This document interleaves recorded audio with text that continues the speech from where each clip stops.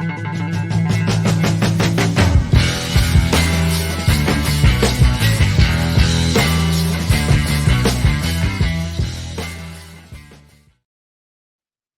and welcome to Bath Rugby Nation, guys. Channel that brings you your team every day. A channel run by a fan for you, the fans, and it's all free. All you've got to do is hit the sub button, ring the notification bell, then you will never ever miss out. Well, we're going to start looking ahead to the game at the weekend on Saturday, 3 kickoff at the Rec, as we welcome. That's the right word. I don't know if that's the right word with Leicester. Do you actually ever welcome the Leicester Tigers? Interesting, that one, isn't it? I'll leave you to debate that one. Let me know what you think in the comments. Well, anyway, we play Leicester Tigers on Saturday at the Rec. Bath going to this game as the only team in the Guinness Premiership with 10 points from 10. Obviously, 2 wins and obviously the bonus point wins as well. On top of that, fantastic performances against Saracens, in particular at the Stone X Stadium last week.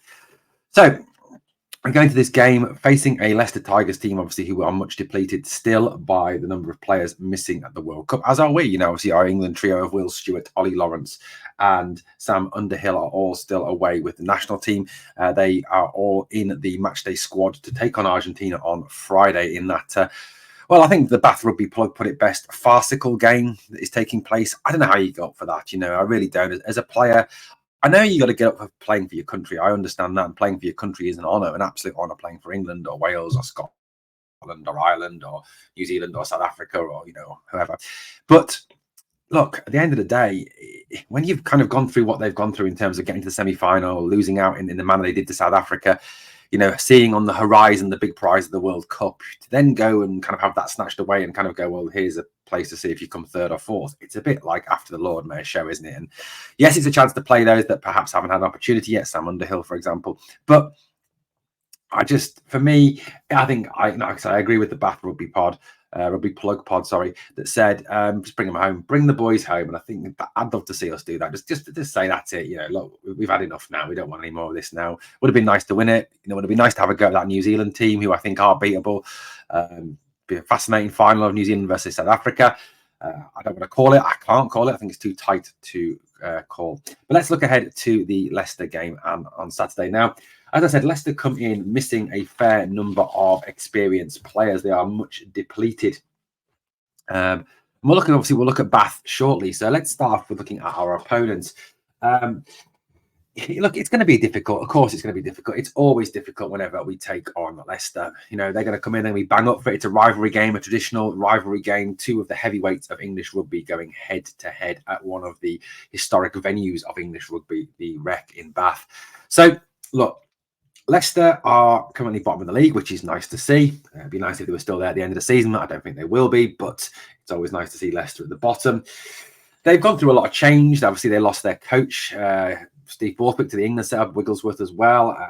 The guy whose name escapes me at this moment in time. They've brought in Dan McKellar to replace him.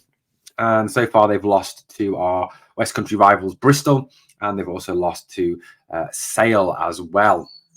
Sale, obviously, who were very, very successful last season.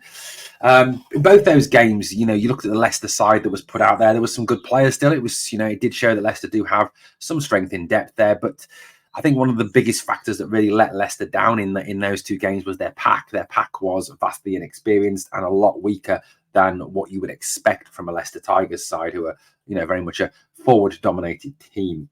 They're still missing Dan Cole, away with England, Ben Youngs, Jasper Wiese with South Africa, George Martin with England, Andre Pollard with South Africa, Julian Montoya with Argentina, Ollie Chessum with England, Freddie Stewart with England. So they're missing a good 8 players there from their starting lineup. And quite a few, like I said, most of those would obviously slot straight in. Cole and Montoya, their front row, very much depleted there. Their locks as well, very much depleted, with obviously George Martin been out, Ollie Chessum not been there. It is a much weaker Leicester team, and looking at that and looking at the pack that they put out and the strength of the pack that we can still put out, I very much think that this is a game that we have to exploit. We have to be strong. We have to go out there and try and bully that pack. That's the key word for me. Let's go out there and bully that pack. It is under strength Leicester pack we've got to get on top and, establish a good foundation for us to use our very talented backs, and in particular, obviously, the skills of Finn Russell. They're still, they've still got some talent in their back division. They've still got the likes of Josh Bassett, Charlie Atkinson, Dan Kelly, Guy Porter, Ollie Haskell-Collins. There is some talent still there in that back division, and that back division will have to be watched. But obviously, if they can't secure enough ball, and so we can very much dominate that part of the game, then it is a situation where they are realistically going to struggle. Looking ahead to the fixture, Bath's amazing prop. I love this guy. I love the hair anyway. Tom Dunn has been speaking to the website ahead of the game and talking all about this game, and had some interesting things to say. He said there's still a lot more to come from us. We have some errors in our game that we can fix and that are controllable, and there's still that 80-minute performance that we've got in us. So obviously feeling we haven't yet put that performance out on the park, even though we were very impressive against Sarries. Talking about the win over Sarries, Dunn said it was huge. I think the biggest thing for us was it was a group performance. It was a different 15 playing to the week before, players who hadn't played yet this season. It just shows the standard we're at as a squad rather than just the individuals. I think that's awesome. I think that's very much true. There is, a real strength in depth to this Bath squad this year. There is some real talent, in the players that we have at the club at this moment in time. In most positions, we can field very, very strong teams, even when there are players missing.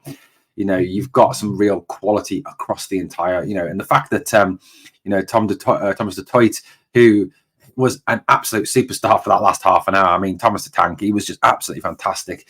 And obviously didn't start, came on, was absolutely brilliant. So again, Finn Russell, penny play, came in after 31 minutes in the first game against Newcastle, played the game against Sarries, was awesome.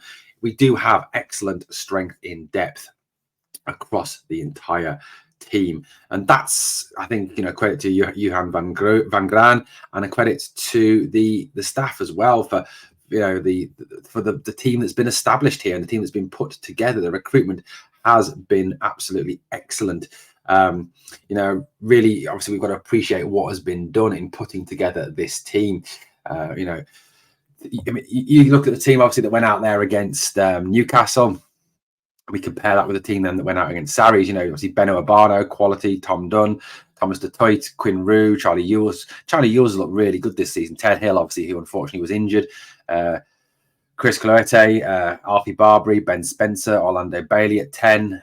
Obviously, a young player who was behind Finn Russell, will learn from Finn Russell, which is just fantastic. Will Muir, Cameron Redpath, Max Ajoma, another young star, Joe Coxoniga, Matt Gallagher. There's some quality players in that first 15. And the bench on that day was equally as strong with Nyla Nets, Juan Schumann, Jonas Jonker, Fergus Lee Warner, Miles Reed, Louis Schroeder, Finn Russell, and Tom de Glanville. Quality players throughout there.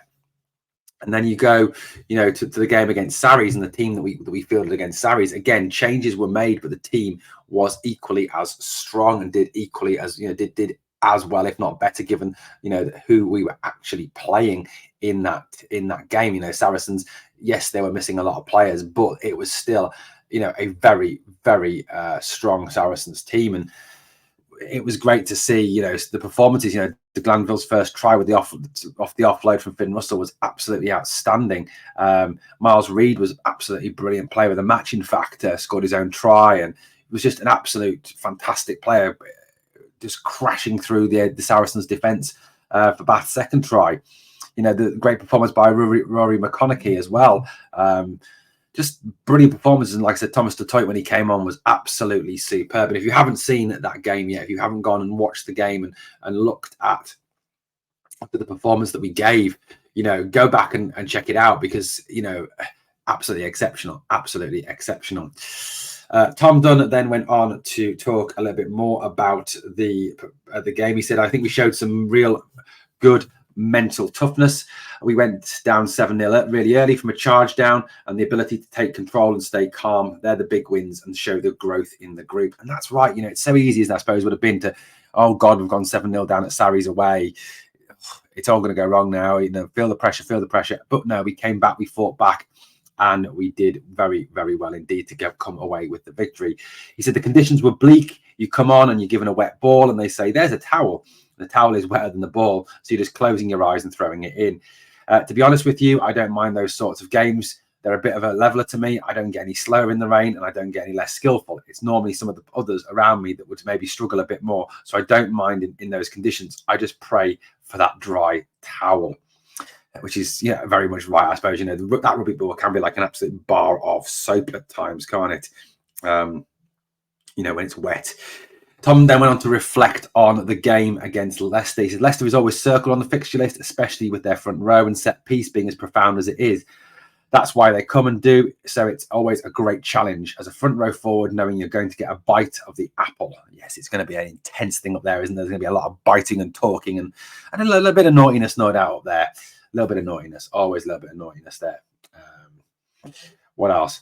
He says that my favourite memory of playing Leicester, he says, was I think when we won at Welford Road, Luke Charteris was playing and he stole a line out in the last minute and I scored the try that day. It was a little bailout from the front of the line out and Matt Garvey gave me an offload.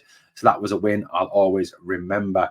I was lucky to be involved in the first game of the season, 2013 or 2014, when we beat them at home, something like 45-3. That's another memory I've got. That Butt try from last year will always live with me too. He touched on obviously that Leicester will have a lot of talent in their squad and do still have a lot of talent even with all the players away, and that their set pieces are always strong and there'll be a need to disrupt those set pieces. Also, there's a great physicality to Leicester as well that they will bring. He talked about the fact that the home advantage at the Rec will be huge. He said that Rec is a special place to play, and it always has been. Especially at the minute with the weather conditions, we've got the home advantage. We've got the 16th man. I'm confident that we've got what it takes to get the win this weekend. And we've got to be hopeful that's the case. Go out there, play to our potential, do our best, and play like we did against Sarries. There's every chance that we can come away with the victory. If you look across the history of Bath Leicester, it's an intense history, isn't it? We've met with the Tigers 206 times. We've won 74. They've won 119. That's a bit of too big a gap for my liking. 19 of those games have ended in a draw. The last 100 times at the Rec, however, Bath have come out victorious in 54 of them, drawing 10 and losing 36. So it's very much in the favour of us at the Rec at home, and that's a proud home record that we need to continue to defend. Now, obviously, the team will come out tomorrow around noon. We'll bring you the news here on the channel of that team, of any changes that have been made by Van Gran. We'll look at those. I guess there'll be rotation there. I guess players will come in, players will go out, especially obviously with the injuries that we've currently got sitting on the squad at this moment in time, which we covered in the video the other day. So look, at the end of the day, we go out there, we play as we can play, as we did against Sarries at home with the crowd roaring us on. I think there's every opportunity of actually winning this game and getting one over on Leicester, and even I think getting a bonus point victory and starting the season with 15 from 15. How fantastic would that be? First 3 games before the international players return to have got 15 from 15. And then obviously the team is only going to get stronger as Ollie Lawrence and Will Stewart and Sam Underhill return. Obviously, Ollie and Will have a slightly longer. We'll be back till round 6, I think it is, due to the rules as regards players being resting after international rugby. However, Sam Underhill will likely to be allowed to have a week's rest and then return to the starting lineup, or at least return to the matchday squad. Like I said, guys, let me know what your predicted lineups are. Let me know your predicted score lines or who's going to win. There's also a vote on the community tab on the channel. Who's going to win? What the result will be? Whether it's going to be a Bath win? Of course it is. A Leicester win, or is it going to be a draw? Thanks for watching Bath Rugby Nation. The Bath Rugby Nation podcast. Sorry. Hopefully you've enjoyed it. If you have, please hit the sub. We are a new channel trying to launch and trying to take off. I come from a background of talking about football and national and the NFL. And as a Bath supporter, I decided it was time to start talking rugby. So please come and join. Thanks for watching. As always, it's been a pleasure speaking to you here on the channel. Please, on the way out, if you can smash the like and obviously as well, hit the sub. It would be very, very beneficial. Thanks for watching. See you later.